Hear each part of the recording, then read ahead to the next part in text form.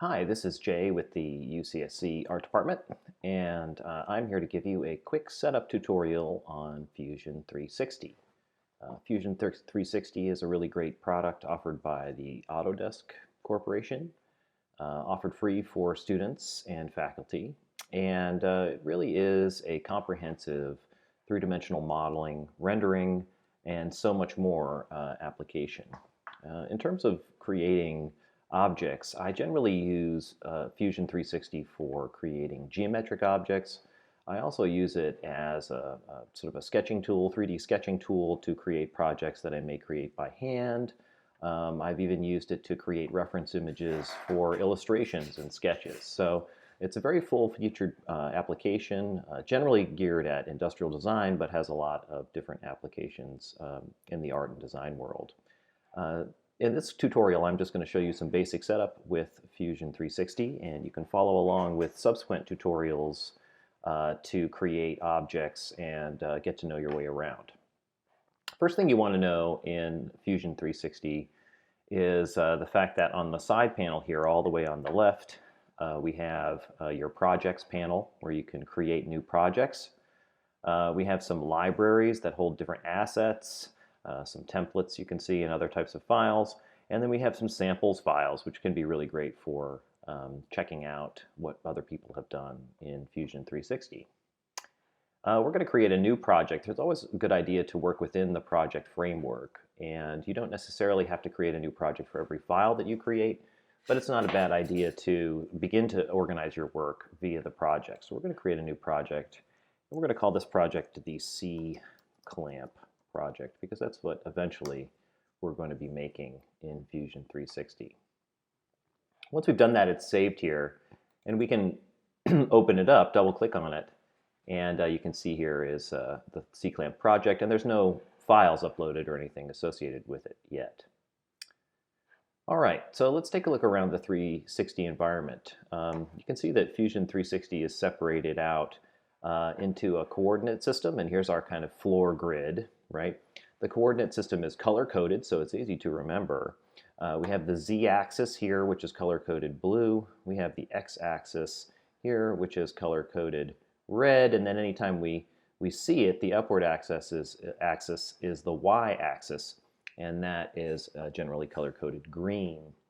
The reference for this 3D environment can be found in the upper right-hand corner of the screen. Here you have a very nice cube that shows us our different views, and you can see the axes labeled quite clearly on the cube. We can click and drag on the cube to move our world around, right? We can pivot around by clicking and dragging. We can also click on any of the axes, for example, or the faces rather. We can click on any of the faces, for example, the front face, to show the front view. And then from here we can click on any of these arrows to rotate our view around. Sometimes it's easy to get lost in a 3D program, especially if you're just getting to learn it. And it's always nice to have a home reference, and that's up here in the upper left-hand corner. If we click here, we get the home reference, and this allows us to go home. We can also control these motions with our mouse. I recommend using Fusion 360 with a full keyboard and a 3-button mouse. You can use it with a laptop and a touchpad. It does work okay, but my instructions are going to be for a 3-button mouse. They can be found pretty cheaply just about anywhere, and I must say it does make navigation and creating objects a lot easier. The scroll wheel on the 3-button mouse, as you can see, I was just fiddling with it, will zoom in and out, which is quite nice. Clicking the middle button and dragging will allow us to track our movement around. In other words, we can move along one axis horizontally or vertically, which is quite nice. Interestingly enough, the shift and middle click is our pivot button. So holding the shift button down on the keyboard and then holding down the middle click will allow us to pivot around. And again, if we ever get lost, if we ever find ourselves somewhere in the grid system where we can't figure out, we can always go up to the upper right-hand corner and click on the home button. And then we return home. Okay, so that's basic navigation in Fusion 360. Let's take a look at some of the basic organizational tools we have for creating objects and organizing our way around. Up here in the upper right-hand corner, we have the browser. The browser is essentially a file and folder system for storing all of the objects, sketches, canvases, anything that is associated with this particular file that we're going to use to create our piece. It's a really nice way to keep organized, to find things, and it's very similar to the file and folder system in the Macintosh operating or PC operating systems. We'll talk more about the browser later. Above the browser, we have a general button which changes the different modes of Fusion 360. Because just like its name, Fusion 360 is a fusion of many different applications. Right now we're in the design application, but you can click and see there's a generative design application, which is quite cool if you're in engineering.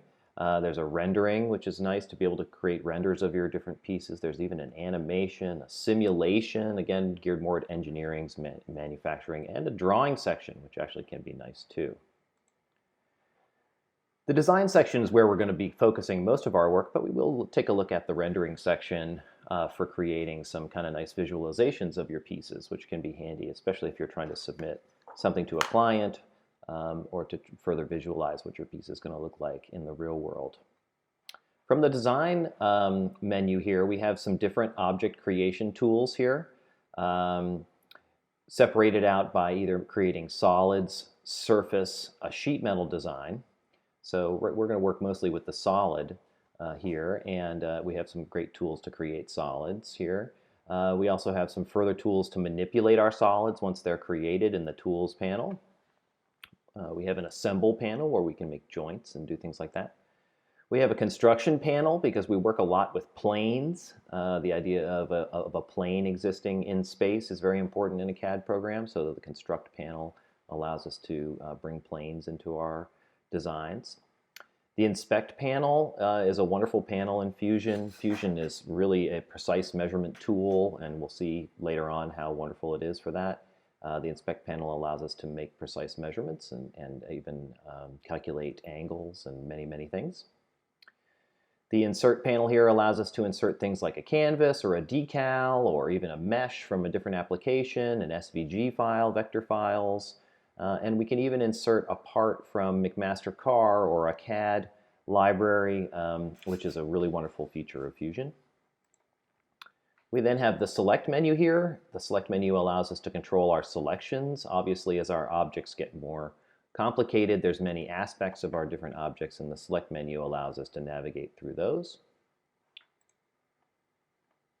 Okay, at the very bottom of the Fusion menu here, you're going to see some options. You're going to see the orbit button here. You're going to see the look at button, the pan, zoom button. We've pretty much covered all of those already, but you can use those as well to navigate around. But I did want to talk about some basic setup here before we get going. And the first thing is the display settings.